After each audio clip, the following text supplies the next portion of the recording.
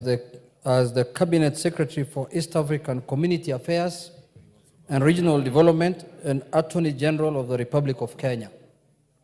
Honorable Speaker, this report contains the proceedings of the Committee on Appointments relating to the approval hearings of the following two persons for appointment as Cabinet Secretary for East African Community Affairs and Regional Development and Attorney General of the Republic of Kenya,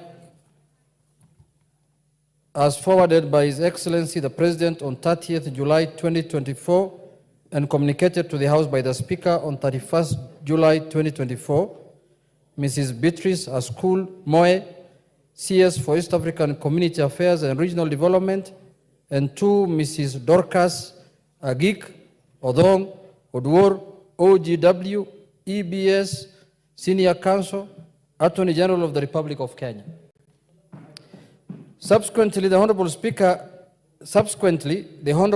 referred the CVs of the nominees to the Committee on Appointments for approval hearings in accordance with Section 6 of the Public Appointments Parliamentary Approval Act, CAP, and Standing Orders 2044 of the National Assembly, Standing Orders. Further, the Clerk of the National Assembly notified the nominees, Mr. Speaker, and the public that the committee will conduct the approval hearings on Friday, 9th August 2024 at the Mini Chamber County Hall, Parliament Buildings. Honorable Speaker, the committee also invited the public to submit memoranda by way of written statements on oath, affidavit, on the suitability of the nominees. To this end, the committee received 4 memoranda. 1 was hand-delivered and 3 submitted by email. Section 6(9) of the Public Appointments Parliamentary Approval Act provides that any person may, prior to the approval hearing and by written statement on oath, provide the clerk with evidence contesting the suitability of a candidate to hold the office to which the candidate has been nominated. Honorable Speaker, out of the memoranda submitted, only 1 complied with Section 6(9) of the Act, while 3 were not in the form of affidavits and hence did not meet the requisite threshold. A detailed analysis of the memoranda is contained in Chapter 3 of the report. Additionally, it is not worthy that for memoranda that did not meet the requirement of the law, the committee converted them into questions, and the members of the committee examined the nominees on all the questions from the public as evidenced by the report. Honorable Speaker, the committee also conducted background checks on the nominees by seeking references from the EACC on ethics and integrity, help on higher education loans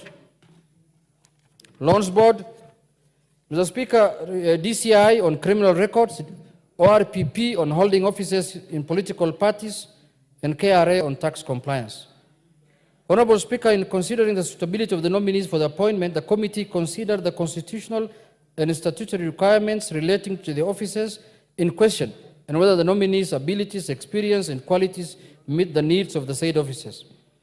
Honorable Speaker, further, the suitability of the nominees was assessed after scrutiny of their background, academic credentials, and professional qualifications, work and professional experience, personal integrity, as well as their performance during the approval hearings. To this end, the committee observed that 1, in addition to the already appointed cabinet secretaries, the nominees were drawn from various ethnic groups, including marginalized communities, and thereby a representation of Kenya's diverse communities. The nominees demonstrated an understanding of the mandates of the office to which they were being nominated. They articulated clear visions for the offices. Mrs. Beatrice Askul Moe is a career civil servant with vast experience in social governance and of arid and semi-arid lands. Ms. Dorcas Agik is an advocate of the High Court of Kenya with over 15 years' experience as a distinguished legal practitioner, hence meets the requirement for nominations as Attorney General enshrined in Article 1563 and 166 of the Constitution. She has served for over 30 years in the public service and exhibited a great sense of the roles of the Office of the Attorney General. On behalf of the committee, Mr. Speaker, Honorable Speaker, allow me to thank the nominees for offering themselves to the country and also thank the Office of the Clerk. But having said, Mr. Speaker, and having been part of the committee on appointment, Mr. Speaker.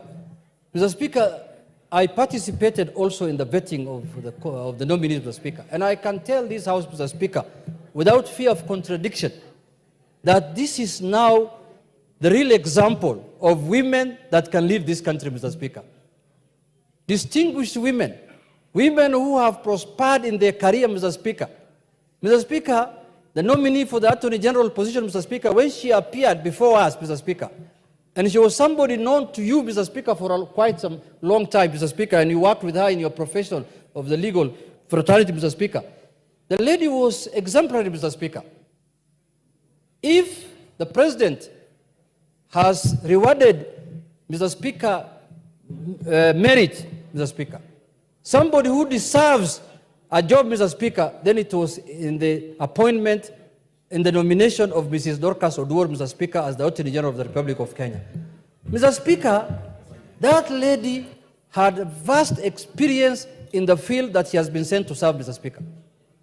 She knew everything, from legal matters to treaties to all kinds of things that we questioned on her, Mr. Speaker. The exemplary work she has done in the ODPP, Mr. Speaker. I think, Mr. Speaker, this is a good example of women. Now, I am convinced that women can lead this country, Mr. Speaker. When I saw the interview of that lady is when I got convinced from that day that we can accept women leadership now, because we are always men chauvinists, Mr. Speaker. Men chauvinists. Now I've agreed that women is a good example of a leader, is a good example of a person who can be trusted with an office, Mr. Speaker, that deserves to be trusted to a woman, Mr. Speaker. Mr. Speaker, there is, Honorable Shakil is making noise here saying that why am I not appreciating my wife, Mr. Speaker? Mr. Speaker, my wife is known in my constituency because she campaigns for me and she's a distinguished also leader in her own right.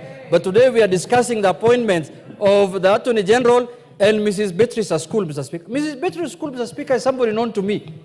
She was in our election board. This is a lady who has shown how you can come from the bottom of the pyramid and go far, like today being a cabinet secretary in this country. Mr. Speaker, no, bottom up is another case. But this one is a bottom up for a different matter, Mr. Speaker.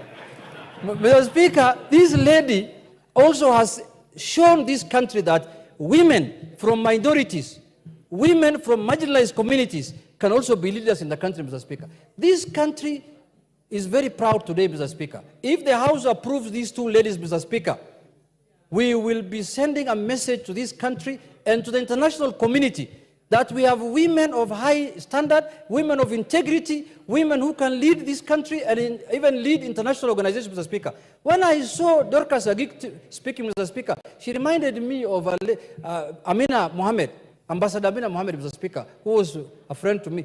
Distinguished, a cabinet secretary who served in the former regime, Mr. Speaker. Mr. Speaker, I urge this House that let us not take a lot of time in discussing these two women. These are women of high caliber, high standard. These are women who can lead this country at any time, Mr. Speaker. So with those few remarks, Mr. Speaker, I support and I request the